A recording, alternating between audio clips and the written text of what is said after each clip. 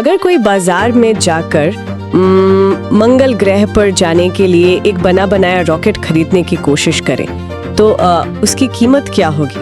ये तो एक ऐसा सवाल है जो मतलब आमतौर पे कोई पूछता ही नहीं है। हाँ, बिल्कुल, क्योंकि हम मान लेते हैं कि जो चीज जैसी दिख रही है उसकी कीमत उतनी ही होगी। लेकिन बात साल 2002 की है और उस समय एक रॉकेट की कीमत थी लगभग $65 मिलियन। $65 मिलियन, बहुत बड़ी रकम है। बहुत बड़ी।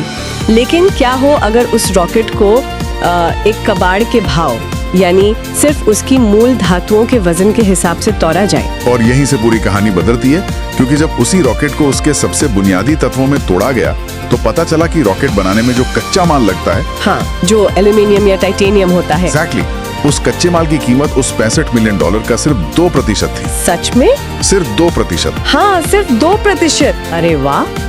और इसी एक गणित ने मतलब इसी एक सवाल ने दुनिया की सबसे बड़ी स्पेस कंपनी को जन्म दिया। तो आज की हमारी इस डीप डाइव का विषय भी कुछ ऐसा ही है। बिल्कुल।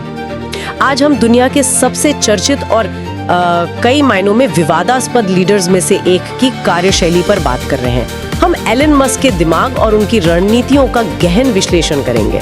और ये बहुत ही दिलचस्प होने वाला है, क्योंकि मस्क एक ऐसा नाम है जो हमेशा सुर्खियों में रहता है। हाँ, न्यूज़ हेडलाइंस तो हमेशा भरी रहती हैं। सही कहा। लेकिन आज हम सिर्फ हेडलाइंस की बात नहीं करेंगे, हम इस पूरी कार्यशैली के पीछे का विज्ञान और वो पैटर्न समझेंगे जो एक सफल कंपनी या फिर एक विनाशकारी फैसले की नींव रखते हैं। एग्जैक्टली। और आज की इस चर्चा के लिए हमारे पास जानकारी का बहुत ही शानदार मतलब बहुत सारे अलग अलग स्रोत हैं। हाँ, मैंने देखे वो सारे। हम फोर्ब्स की रिपोर्ट्स, जेम्स क्लियर के लेख, योर स्टोरी, विकिपीडिया के डेटाबेस और नेक्स्ट स्टेप पार्टनर्स के विस्तृत केस स्टडीज को खंगालेंगे। इतने सारे अलग अलग स्रोत होने का फायदा ये है कि हमें हर नजरिया देखने को मिलेगा। बिल्कुल। और हमारा मिशन एकदम स्पष्ट है। हमें मस्क की सफलताओं जैसे स्पेसएक्स और टेस्ला और उनकी विफलताओं जैसे ट्विटर के अधिग्रहण का बिल्कुल निष्पक्ष विश्लेषण करना है। निष्पक्ष होना बहुत जरूरी है यहाँ। हाँ, हम समझेंगे कि फर्स्ट प्रिंसिपल्स थिंकिंग क्या होती है, फाउंडर मोड और मैनेजर मोड में क्या फर्क है, और सबसे बड़ी बात कि हम लोग अपने जीवन में इन चीजों को कैसे लागू कर सकते हैं। और यहाँ एक बात स्पष्ट करना मैं बहुत जरूरी समझता हूँ। हाँ, बताइए। देखिए, इस पूरी चर्चा में हमारा उद्देश्य किसी भी तरह का राजनीतिक या व्यक्तिगत पक्ष लेना नहीं है। नेतृत्व के इन तरीकों पर बहुत सी अलग अलग राय हैं। बिल्कुल, और स्रोतों में भी काफी मतभेद है। हम कोई साइड नहीं ले रहे हैं। एग्जैक्टली। तो नेतृत्व और बड़ी बड़ी कंपनियों की बात करने से पहले ये समझना बहुत जरूरी है कि मस्क की सोच की असली नींव क्या है। First principles thinking. हाँ, स्रोतों के अनुसार वही उनकी नींव है। जेम्स क्लियर के लेख में इस पर बहुत ही विस्तार से बात की गई है। फर्स्ट प्रिंसिपल्स थिंकिंग असल में सोचने का एक पूरा वैज्ञानिक तरीका है।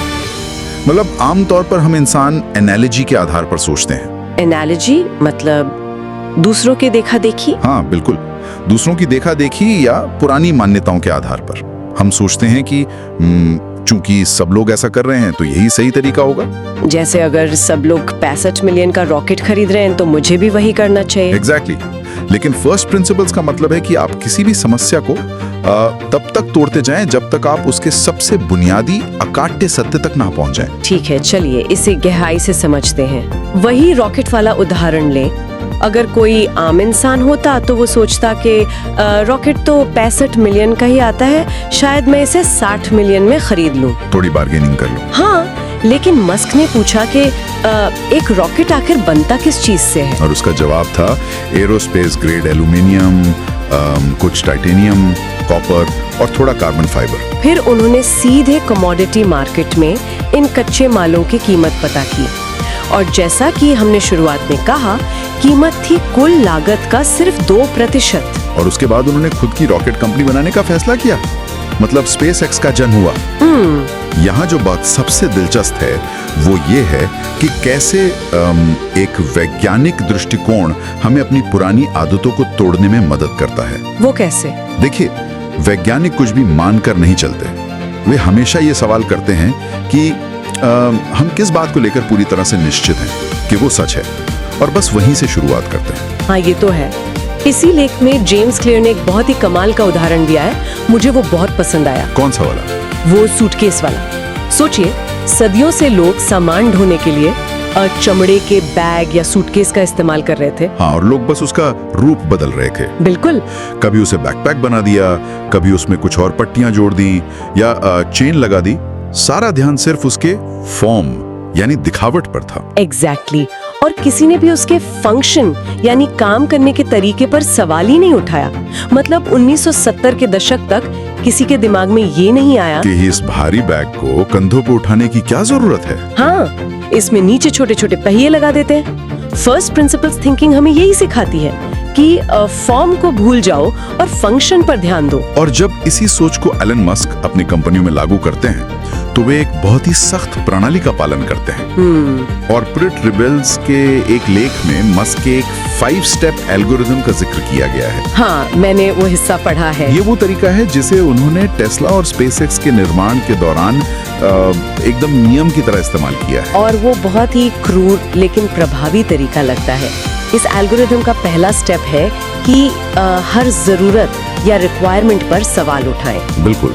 और इसमें एक बहुत ही दिलचस्प हिदायत है कि ये जानना जरूरी है कि वो नियम किस इंसान ने बनाया है, न कि किस डिपार्टमेंट ने। ये एक बहुत ही गहरी बात है।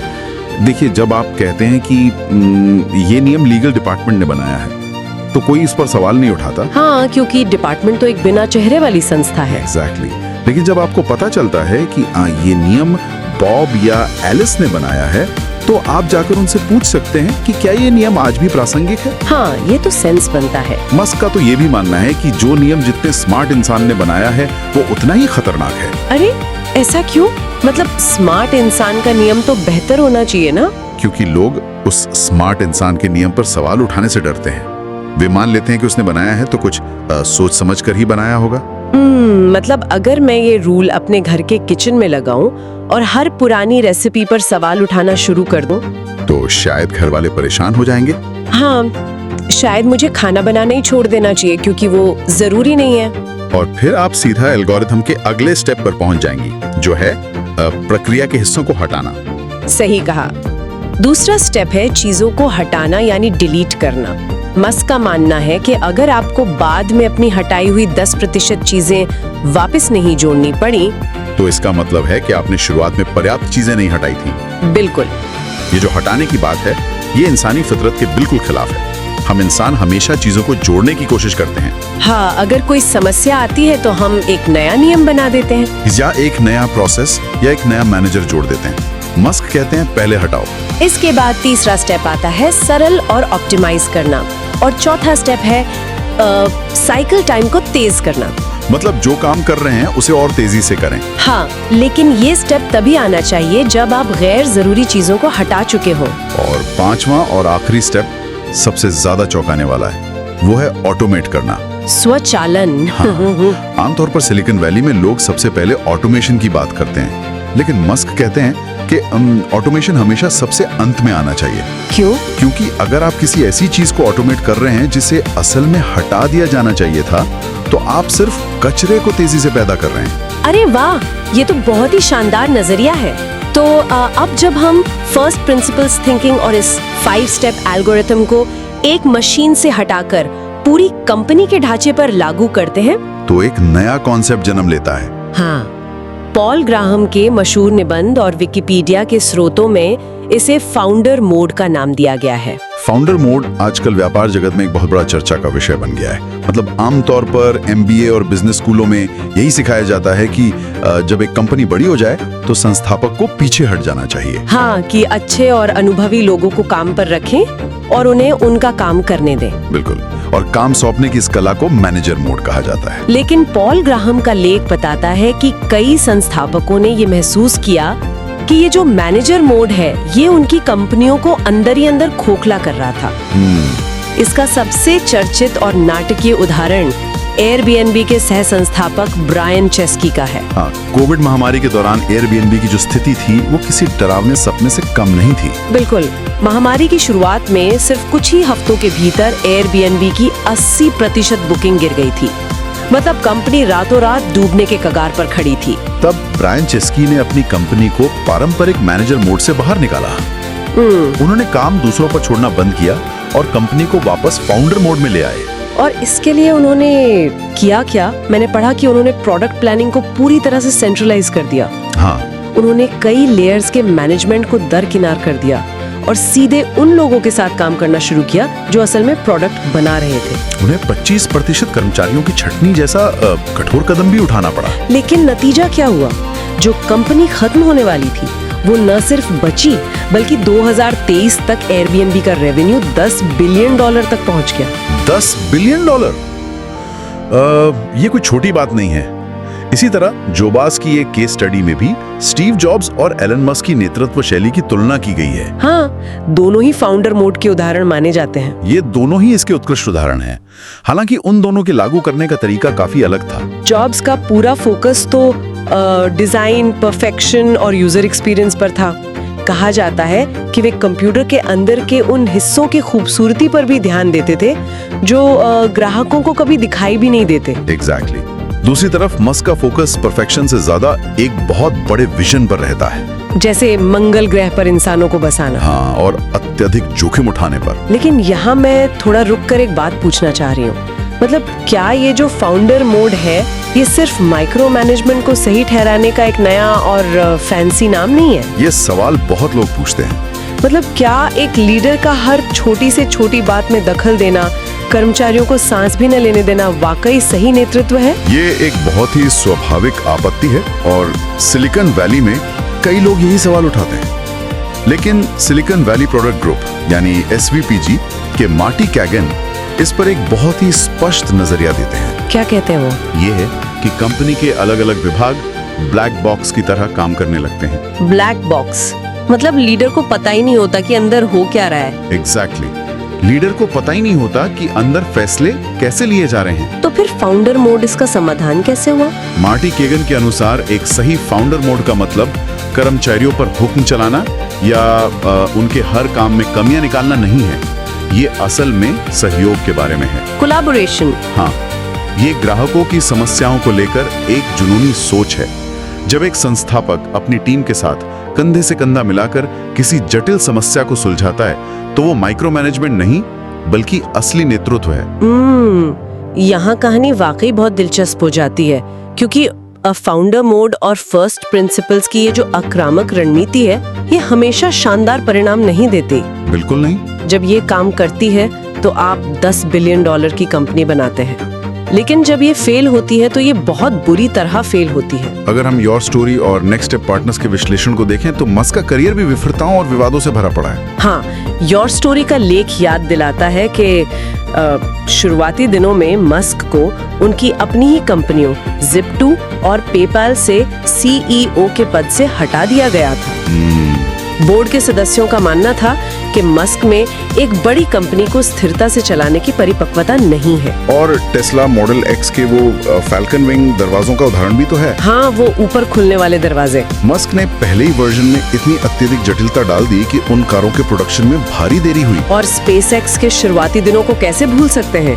2006 से 2008 के बीच उनके पहले 3 रॉकेट लॉन्च में लगातार विस्फोट हुआ था। कंपनी लगभग दिवालिया हो चुकी थी। लेकिन फोर्ब्स का लेख इस पर एक बहुत ही सकारात्मक नजरिया डालता है। वो बताता है कि मस्क ने उन रॉकेट विस्फोटों को शर्मिंदगी के बजाय डेटा और फीडबैक के रूप में देखा। मतलब फेल होने से डरे नहीं। हाँ, रॉकेट का फटना उनके लिए विफलता से न डरने का एक उत्कृष्ट उदाहरण बन गया। देखिए, ये सच है कि जब आप मशीनों, धातुओं और भौतिक विज्ञान के साथ काम कर रहे हैं तो विस्फोट एक बहुत ही बेहतरीन फीडबैक लूप हो सकता है। लेकिन नेक्स्ट स्टेप पार्टनर्स का लेख एक बहुत ही अलग और गंभीर तस्वीर पेश करता है। हाँ, वो ट्विटर वाले मामले में। एग्जैक्टली। जब यही फाउंडर मोड किसी बनी बनाई कंपनी और उसके इंसानी कर्मचारियों पर लागू होता है तो हालात पूरी तरह बदल जाते हैं। लेख में ट्विटर के अधिग्रहण का एक बहुत ही आलोचनात्मक केस स्टडी पेश किया गया है। हाँ, वो हिस्सा पढ़ते हुए ऐसा लग रहा था जैसे हम लीडरशिप फेलियर की कोई किताब पढ़ रहे हो। जब मस्क ने ट्विटर खरीदा तो उन्होंने अपने उसी 5 स्टेप एल्गोरिथम को वहां भी जबरदस्ती लागू करने की कोशिश की। उन्हें रातों रात प्रक्रियाएं हटा दी और कर्मचारियों को एक सीधा अल्टीमेटम दे दिया कि उन्हें हार्डकोर काम करना होगा। हाँ, हार्डकोर काम करना होगा, ऑफिस में सोना होगा या फिर नौकरी छोड़नी होगी। लेख के अनुसार ये जो हार्डकोर शब्द था ये प्रेरणा देने वाला नहीं था बल्कि ये पूरी तरह से डराने वाला था। विशेषकर एक ऐसे समय में जब दुनिया कोविड जैसी महामारी से गुजर रही थी और लोग मानसिक रूप से थके हुए थे। और सबसे बड़ी बात, टेस्ला या स्पेसएक्स के विपरीत मस्क ने ट्विटर के कर्मचारियों के लिए कोई स्पष्ट 5 वर्षीय विजन भी शेयर नहीं किया। ये बहुत जरूरी पॉइंट है। टेस्ला में लोगों को पता है कि वे टिकाऊ ऊर्जा के लिए काम कर रहे हैं। ट्विटर में तो कर्मचारियों को पता ही नहीं था कि वे किस दिशा में जा रहे हैं। और ऊपर से मस्क ने असाधारण प्रदर्शन जैसे बेहद अस्पष्ट मानक तय किए। जब मानक अस्पष्ट होते हैं तो प्रदर्शन नहीं बल्कि सिर्फ डर का माहौल बनता है। एग्जैक्टली। और इस पूरी केस स्टडी में सबसे बड़ा मुद्दा जो उभर कर आता है वो है साइकोलॉजिकल सेफ्टी, यानी मनोवैज्ञानिक सुरक्षा का पूरी तरह से खत्म हो जाना। मस्क ने तुरंत उन लोगों को नौकरी से निकाल दिया जिन्होंने खुले तौर पर या यहाँ तक के प्राइवेट चैनलों में भी उनके फैसलों से असहमति जताई थी। इतना ही नहीं, उन्होंने जल्दबाजी में एक्सेसिबिलिटी और कंटेंट मॉडरेशन टीमों को भी पूरी तरह से हटा दिया। वो 5 स्टेप एल्गोरिदम का स्टेप 2 था ना, चीजों को हटाना। हाँ, डिलीट करना। लेकिन इसका नतीजा क्या हुआ? प्लेटफॉर्म पर नस्लवादी और अभद्र कंटेंट तेजी से बढ़ गया और सबसे बड़े विज्ञापनदाताओं ने घबराकर प्लेटफॉर्म से दूरी बना ली। इससे एक महत्वपूर्ण सवाल खड़ा होता है। हाँ, बताइए। कि जो फर्स्ट प्रिंसिपल्स थिंकिंग एक रॉकेट को मंगल ग्रह तक ले जाने के लिए इतनी कारगर है, वो एक सोशल मीडिया कंपनी में इतनी बड़ी उथल-पुथल क्यों पैदा कर देती है? मुझे भी यही बात खटक रही थी। मतलब जो व्यक्ति स्पेसएक्स के करोड़ों डॉलर के रॉकेट फटने को सीखने का अवसर मानता है, वही व्यक्ति ट्विटर के कर्मचारियों की गलतियों को गद्दारी क्यों मान लेता है? इसका जवाब इस बात में छिपा है कि आप किस चीज पर शासन कर रहे हैं। जब आप मशीनों और कार के पुर्जों पर क्रूर दक्षता लागू करते हैं तो वो शानदार काम करता है। पुर्जों को नींद नहीं आती, उनकी कोई भावनाएं नहीं होती, वे तनाव में नहीं आते। एग्जैक्टली। लेकिन जब आप उसी फॉर्मूले को इंसानों पर लागू करते हैं तो बिना सहानुभूति और मनोवैज्ञानिक सुरक्षा के वो लीडरशिप नहीं रहती। वो कॉर्पोरेट बुलिंग बन जाती है, जैसा कि स्रोतों में कुछ आलोचकों ने कहा है। बिल्कुल। इंसानों को अपना सर्वश्रेष्ठ प्रदर्शन करने के लिए एक सुरक्षित माहौल की जरूरत होती है। तो इस सब का असल मतलब क्या है? क्या एलन मास्क या स्टीव जॉब्स को जो छूट समाज या निवेशकों से मिली है वो हर किसी को मिलती है? ये एक बहुत बड़ा सवाल है। क्योंकि जब मैं विकिपीडिया और अन्य स्रोतों में दी गई जानकारी को पढ़ रही थी तो मुझे एक अजीब और काफी परेशान करने वाला पैटर्न नजर आया। वो दोहरा मापदंड। हाँ, एक तरह का डबल स्टैंडर्ड। विकिपीडिया के स्रोत में फाउंडर मोड पर महिला संस्थापकों की प्रतिक्रियाओं का जो डेटा दिया गया है वो नेतृत्व की दुनिया का एक बहुत ही कड़वा सच सामने लाता है। ये बिल्कुल ऐसा है जैसे एक ही खेल चल रहा हो लेकिन नियम अलग अलग खिलाड़ियों के लिए अलग अलग हो। सोचिए, एक पुरुष संस्थापक जब हर छोटी चीज में दखल देता है, आक्रामक रवैया अपनाता है और कड़े फैसले लेता है तो उसे जीत का जुनून और विजनरी कहा जाता है। लेकिन जब एक महिला संस्थापक बिल्कुल वैसा ही रवैया अपनाती है तो उसे बॉसी या टॉक्सिक मान लिया जाता है। एग्जैक्टली। डेटा बिल्कुल यही कहानी कहता है। विकिपीडिया स्रोत में बम्बलबी संस्थापक विटनी वुल्फ हर्ट का उदाहरण दिया गया है। हाँ, मैंने पढ़ा वो। विटनी ने खुले तौर पर कहा कि वो अपनी कंपनी के शुरुआती 10 सालों तक उसी फाउंडर मोड में थी। मतलब चीजों को गहराई से कंट्रोल करना, तेज फैसले लेना। लेकिन इसके लिए उन्हें विजनरी कहने के बजाय लगभग हर दिन आलोचनाओं का सामना करना पड़ा। और ये सिर्फ एक उदाहरण नहीं है। लगेज कंपनी अवे की संस्थापक स्टेफ कोरी और कोवर्किंग स्पेस द विंग की ऑड्रे गेलमिन का उदाहरण भी स्रोतों में शामिल है। इन महिला संस्थापकों को उनके आक्रामक और माइक्रो मैनेजमेंट वाले नेतृत्व के लिए वस्तुतः कैंसिल कर दिया गया था। उन्हें अपने पद छोड़ने पड़े थे। इन मामलों का विश्लेषण करने पर यह बहुत स्पष्ट होता है कि नेतृत्व के प्रति हमारे समाज का नजरिया कितना पक्षपाती हो सकता है। बिल्कुल। ये दिखाता है कि फाउंडर मोड, जिसे हम एक शुद्ध नेतृत्व शैली मान रहे थे, वो शायद एक विशेषाधिकार भी है, एक प्रिविलेज। हाँ, ये एक ऐसा बैज है जो मुख्य रूप से सिर्फ पुरुष संस्थापकों को पहनने की अनुमति है। क्योंकि समाज अक्सर महिलाओं से अपेक्षा करता है कि वो अधिक केयरिंग हो, सबको साथ लेके चलने वाली हो। और जब वे मस्क की तरह सीधे और बिना फिल्टर के फीडबैक देती हैं, तो उसे नकारात्मक रूप से देखा जाता है। बिल्कुल। इसलिए जब हम फाउंडर मोड की तारीफ करते हैं तो हमें ये भी देखना चाहिए कि ये मोड किसे आजमाने की इजाजत है और किसे नहीं। ये एक बहुत ही गंभीर और सोचने वाली बात है। तो अगर हम आज की इस पूरी गहरी चर्चा को समेटें तो हमने अलग अलग स्रोतों से कई बेहतरीन चीजें सीखी हैं। पहली ये कि फर्स्ट प्रिंसिपल्स थिंकिंग किसी भी जटिल समस्या को सुलझाने का एक जादुई टूल हो सकता है। हाँ, अगर कोई भी व्यक्ति अपने काम में फंसा हुआ महसूस करे तो उसे पुरानी मान्यताओं को ढोना बंद करना चाहिए। चीजों को उनके मूल तत्वों में तोड़ें, गैर जरूरी प्रक्रियाओं को हटाएं और खुद से पूछें कि असल में क्या मायने रखता है। और दूसरी बड़ी सीख ये है कि फाउंडर मोड वास्तव में डूबती हुई कंपनियों को नया जीवन दे सकता है। कि ब्रायन चेस्की ने साबित किया। एग्जैक्टली जब लीडर्स अपनी कंपनी के ब्लैक बॉक्स को खोलकर उसकी बारीकियों से जुड़ते हैं तो वे बड़े संकटों से बाहर आ सकते हैं। लेकिन तीसरी और सबसे अहम सीख जो हमें ट्विटर के विश्लेषण से मिली वो ये है कि फाउंडर मोड कोई जादुई छड़ी नहीं है जिसे आप आंख बंद करके घुमा सकें। हाँ, अगर इसे बिना किसी स्पष्ट विजन, बिना सही संचार और बिना सहानुभूति के लागू किया जाए तो ये पूरी तरह से विनाशकारी हो सकता है। किसी प्रक्रिया को हटाना एक बात है, लेकिन अपनी टीम की मनोवैज्ञानिक सुरक्षा को हटाना कभी भी समझदारी भरा कदम नहीं हो सकता। क्योंकि इनोवेशन के लिए लोगों के पास फेल होने की आजादी और एक सुरक्षित माहौल होना सबसे ज्यादा जरूरी है। डर के माहौल में लोग सिर्फ अपनी नौकरी बचाते हैं, वे नए रॉकेट नहीं बनाते। सही कहा। आज की इस चर्चा को खत्म करने से पहले मैं एक ऐसा विचार छोड़ना चाह रही हूँ जिस पर शायद हम सभी को सोचना चाहिए। बताइए। हमने मस्क के 5 स्टेप एल्गोरिदम पर बात की, फर्स्ट प्रिंसिपल्स पर बात की, जिसका मूल उद्देश्य हर चीज को उसके सबसे बुनियादी सत्य तक तोड़ना है। हाँ। तो क्या किसी भी व्यवसाय या संगठन का सबसे बुनियादी सत्य ये नहीं होना चाहिए कि मनुष्य कोई मशीन नहीं है? ये बहुत ही गहरा सवाल है। क्या भविष्य की सबसे सफल और महान कंपनियां वे होंगी जो मस्क के एल्गोरिदम की क्रूर दक्षता को अपनाएंगी लेकिन साथ ही उसे इंसानियत और सहानुभूति के साथ जोड़ सकेंगी? क्या हम रॉकेट बनाने की साइंस और इंसानों को प्रेरित करने की आर्ट के बीच कोई संतुलन खोज सकते हैं? इस बारे में गहराई से सोचिएगा। ये एक ऐसा सवाल है जिसका जवाब हर नए लीडर को खोजना ही होगा। बिल्कुल। तो आज हमारे साथ इस डीप डाइव में जुड़ने के लिए बहुत बहुत धन्यवाद। अगली बार हम एक नए विषय और नए स्रोतों के साथ फिर गहराई में उतरेंगे। तब तक सवाल पूछते रहिए